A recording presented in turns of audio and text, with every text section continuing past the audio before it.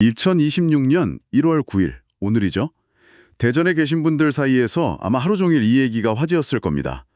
대전의 신축 대단지 아파트 둔산 더샵 엘리프에 입주할 수 있는 기회가 정말 갑작스럽게 열렸는데 단 9세대에게만요. 네, 맞습니다. 그래서 오늘 저희가 정말 제대로 한번 파헤쳐볼 자료가 바로 이 아파트의 무순위 사후 입주자 모집 공고문입니다.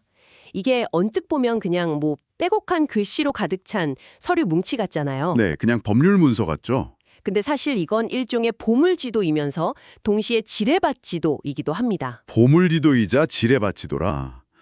그 표현이 확 와닿네요. 기회는 분명한데 자칫 잘못 짚으면 정말 큰일 날 수도 있다. 이런 뜻이겠죠?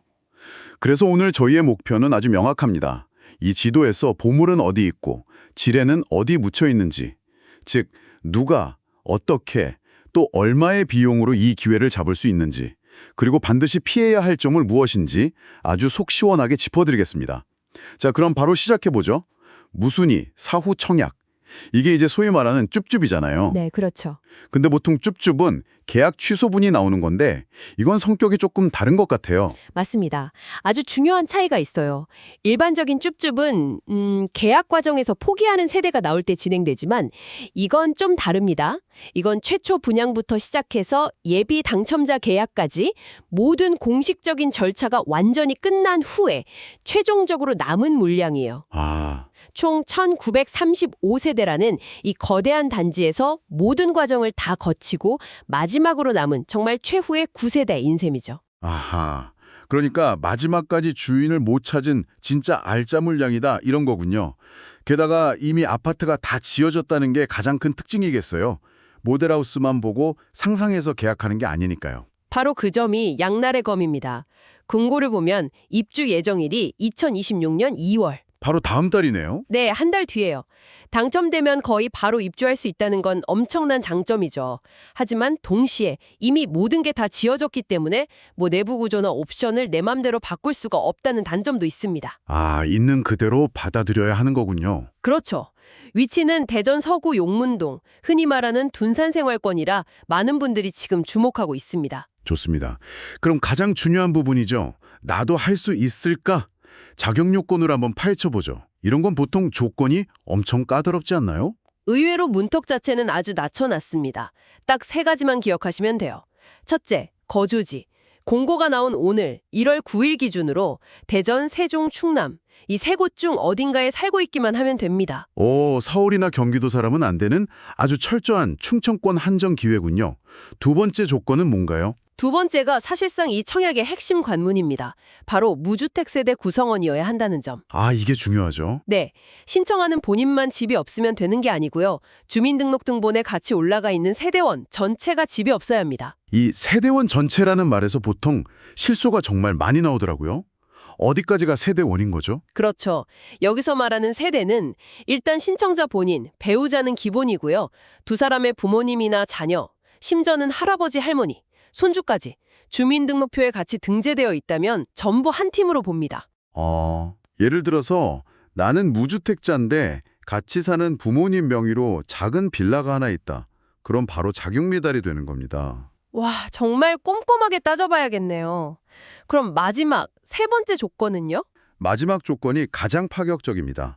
만 19세 이상 성인이기만 하면 청약 통장이 아예 필요 없습니다. 정말요? 네, 그동안 얼마나 부었는지, 가점이 몇 점인지 전혀 상관이 없다는 거죠. 청약 통장이 필요 없다니. 와, 저처럼 가점이 거의 바닥 수준인 사람한테는 귀가 번쩍 뜨이는 소리네요. 그럼 이건 순전히 운, 100% 추첨으로만 결정되는 건가요? 네, 100% 무작위 추첨입니다. 그래서 로또 청약이라고 불리는 거죠. 다만 과거에 이 둔산 더샵 엘리프에 당첨됐다가 포기했거나 부적격 판정을 받은 이력이 있으면 신청이 안 되고요. 90일 이상 해외에 장기 체류 중인 사람이나 외국인도 제외됩니다. 정리해보니까 조건은 명확하네요. 대전, 세종, 충남에 사는 무주택 세대 구성원이면 나이나 청약 가점에 상관없이 누구나 한번 도전해볼 수 있는 기회. 이거 사실상 대전 생활권에 있는 무주택자들을 위한 지역 한정 로또라고 봐도 되겠어요? 네, 핵심을 정확히 짚으셨네요. 그런데 이 공고문에서 제 눈에 사로잡은 또 다른 부분이 바로 속도입니다. 일정을 보니까 이건 뭐 고민할 시간을 아예 안 주던데요. 맞습니다. 거의 스피드 퀴즈 수준이에요. 사실 이런 속도전은 건설사 입장에서 미분양 리스크를 최소화하려는 가장 효율적인 방법입니다. 고민할 시간을 안 주고 가장 준비된 사람들만 빠르게 흡수해서 계약을 끝내버리는 거죠. 아, 일정을 한번 볼까요? 청약 접수는 1월 14일 수요일 딱 하루입니다. 오전 9시부터 오후 5시 30분까지. 하루 만에 끝이라니 그날 깜빡하면 그냥 기회가 날아가는 거네요. 당첨자 발표는요? 주말 지나고 바로 다음 주 월요일 1월 19일에 발표하고요. 더 놀라운 건 서류 제출하고 실제 계약서에 도장을 찍는 날이 단 3일 뒤인 1월 22일 목요일. 이날 하루에 다 끝내야 합니다. 발표 나고 4일 만에요. 그 안에 모든 서류를 떼고 계약금까지 마련해서 가야 한다고요? 와, 정말 숨가쁜 일정이네요. 여기서 또 중요한 게 현장 접수는 아예 안 된다는 점이죠. 네, 절대 안 됩니다. 공고문에 현장 접수 불가라고 못을 박아놨어요.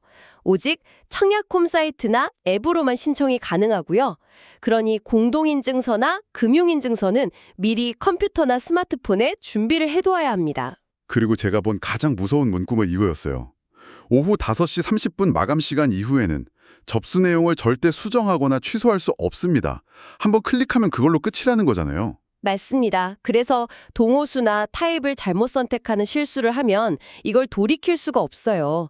신청 버튼 누르기 전에 정말 10번은 확인해야 합니다. 말 그대로 낙장 불입인 셈이죠. 자, 그럼 이제 가장 현실적인 문제로 넘어가 보겠습니다. 바로 돈이죠. 그래서 도대체 통장에 얼마가 있어야 이 로또에 도전해 볼 수 있는 건가요? 공고문을 보니까 그냥 아파트 가격만 생각하면 큰 오산이겠더라고요. 그렇죠. 자금 계획 세울 때 가장 많이 하는 실수가 바로 눈에 보이는 가격만 보는 겁니다. 구체적인 예를 한번 들어볼게요. 9세대 중에 84A1 타입 4층 4025가 있습니다. 이 집의 총 분양가는 6억 6,100만 원이에요. 6억 6,100만 원. 그럼 보통 계약금은 10%니까 6,061만 원만 1월 22일에 중개하면 되는 거 아닌가요? 거기서 멈추면 계약을 못합니다. 아, 또 있나요? 네. 공고문을 자세히 보면 아파트값 말고도 반드시 내야 하는 돈이 두 가지 더 붙어 있어요. 바로 발코니 확장비랑 시스템 에어컨 설치비입니다. 이미 공사가 다 끝난 집이라 이건 선택이 아니라 필수거든요. 아, 그 비용까지 처음부터 계산에 넣어야 하는군요. 84A 타입 기준으로 각각 얼마죠? 84A 타입은 발코니 확장비가 2,860만 원, 그리고 거실과 모든 방에 에어컨이 설치된 비용이 960만 원입니다. 이 돈들도 아파트 분양가처럼 계약할 때 10%, 나중에 중도금으로 10%, 입주할 때 잔금 80%를 내는 구조입니다. 그렇군요. 그럼 계산을 다시 해봐야겠네요. 1월 22일 계약 당일 내 주머니에서 실제로 나가야 하는 현금은 총 얼마인 거죠? 자, 같이 계산해보죠. 먼저 아파트 계약금 10%, 6,060만 원. 네. 여기에 발코니 확장비의 10%인 286만 원. 286만 원? 마지막으로 시스템 에어컨 비용의 10%인 96만 원. 이 세 가지를 다 더하면 총 6,443만 원이 나옵니다. 6,443만 원이요. 약 6,500만 원에 가까운 현금을 당첨자 발표 후 단 3일 만에 전체 일정으로 봐도 열흘 남짓한 기간 안에 만들어야 한다는 거네요. 이건 정말 미리 자금 계획이 완벽하게 서 있는 사람이 아니면 그냥 그림의 떡일 수밖에 없겠는데요. 바로 그 점입니다. 심지어 공고문 첫 페이지를 보면 시스템 에어컨 금액표에 오타가 있어서 정정했다는 내용이 있어요. 아, 그런 것도 있었어요. 네, 계약금, 중도금 비율 표기가 잘못됐었다는 건데 이런 사소한 걸 놓치면 자금 계획 전체가 엉망이 될 수 있는 거죠. 공고문은 정말 첫 장부터 마지막 장까지 글자 하나하나 다 뜯어봐야 합니다. 숨어있는 뭐랄까 함정 카드 같은 유의사항들을 짚어보겠습니다. 이건 모르고 넘어가면 정말 큰일 날 수 있는 것들이더라고요. 네, 몇 가지 아주 중요한 포인트가 있습니다. 첫 번째는 주택 소유 간주 조항입니다. 이번 청약에 당첨돼서 계약서에 도장을 찍는 순간 다른 청약을 할 때는 집을 가진 사람으로 취급됩니다. 그게 어떤 의미를 갖는 거죠? 그러니까 앞으로 나올 더 좋은 입지의 아파트에 1순위 청약을 넣고 싶어도 이제 유주택자가 됐기 때문에 1순위 자격을 잃게 될 수 있다는 뜻입니다. 즉, 이번 계약은 미래의 다른 청약 기회와 맞바꾸는 일종의 전략적인 선택일 수 있다는 걸 알아야 해요.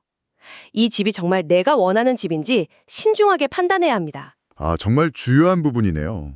반대로 좋은 점도 있죠. 전매 제한이 없다는 거요. 네, 그건 아주 큰 장점입니다.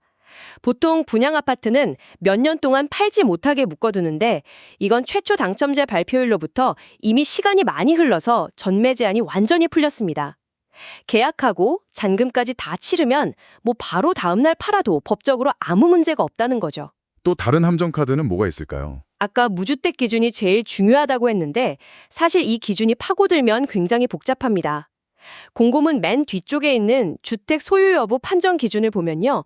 아주 작은 소형 저가주택을 딱 한 채만 가진 경우처럼 특정 조건에서는 집이 있어도 무주택으로 봐주는 예외 규정들이 있거든요. 아, 무조건 집이 한 채라도 있으면 탈락은 아니군요. 나도 해당되겠지라고 판단했다가는 큰 코 다칠 수 있습니다.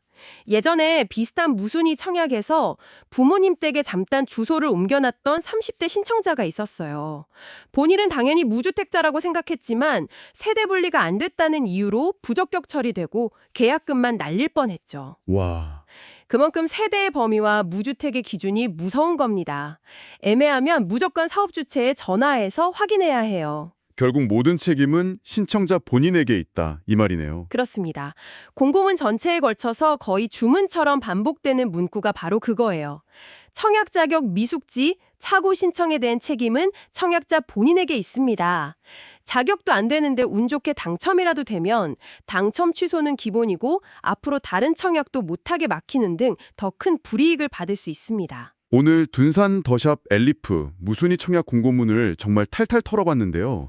정리를 해보면 청약 통장 없이 대전, 세종, 충남의 무주택자라면 누구나 도전할 수 있는 파격적인 기회인 건 분명합니다. 하지만 당장 다음 주로 닥친 이 숨가쁜 일정과 또 약 6,500만 원의 계약금을 3일 안에 마련해야 하는 아주 높은 현실의 벽이 있다는 것도 확인했네요. 한마디로 준비된 소수를 위한 기회라고 할 수 있겠죠. 자격 요건을 완벽하게 충족하고 단기간에 큰 현금을 동원할 수 있으며 빠른 의사결정이 가능한 사람, 그런 사람에게는 정말 매력적인 카드입니다.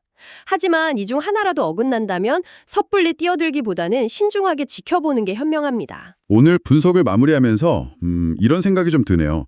공고 발표부터 계약까지 2주도 안 걸리는 이 초고속 프로세스는 단순히 빨리 집을 파는 걸 넘어서는 의미가 있는 것 같아요. 어떤 의미죠? 충분한 정보력, 빠른 판단력, 그리고 언제든 동원 가능한 자금력, 이 세 가지를 갖추지 못하면 이런 기회는 아예 쳐다보지도 말라는 어떤 무언의 메시지처럼 들리기도 합니다. 흥미로운 관점이네요. 실제로 이런 속도전에서 정보가 좀 느리거나 자금을 모으는데 시간이 좀 더 필요한 사람들은 자신도 모르게 소외될 수밖에 없겠죠. 기회는 모두에게 열려 있는 것처럼 보이지만 사실은 그 기회를 잡을 수 있는 사람은 정해져 있는 건 아닌지 한 번쯤 생각해 볼 만한 문제입니다.